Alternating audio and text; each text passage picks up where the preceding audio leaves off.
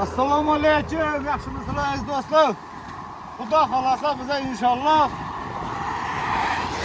Çeçenistan'a girip geldim. Çeçenistan'a Grozny'dan benim ikinci vatanımda bo'lib qolgan. Allah razı olsun şu halktan, Çeçen halktan. Молодец, gap yo'q. Mehmondo'z, hurmat qilarlar.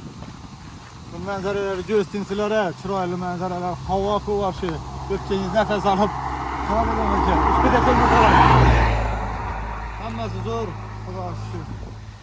Büyük çisla 20 avgust bo'lishi, yanglishmasam, 2026-yil. Bu daraxtlara qarang.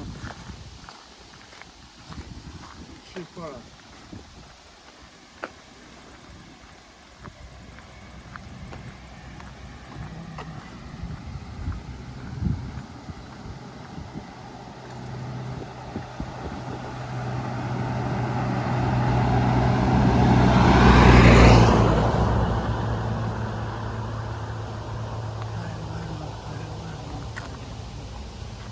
İlahi sağ salamet Allah'ın beytine varış nasip kılsın. Peygamberimiz Resulullah üstüne çıkıp ziyaret etsin nasip kılsın bana. İlahi şu beni ziyaret kılıp tuhaf kılış nasip kılsın.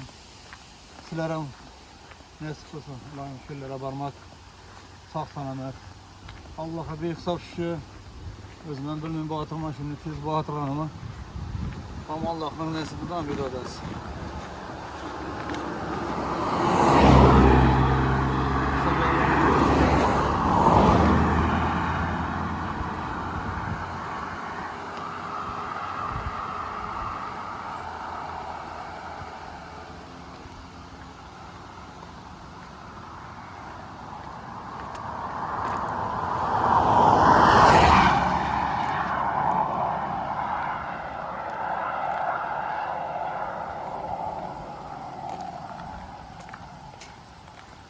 Arkalardan şunu böyle hareket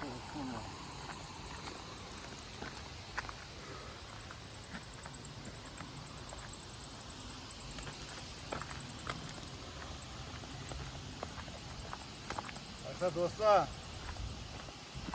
Allah'ın beytinde Kebetullah Efendi'de sıla bilen görüş nasip etsin.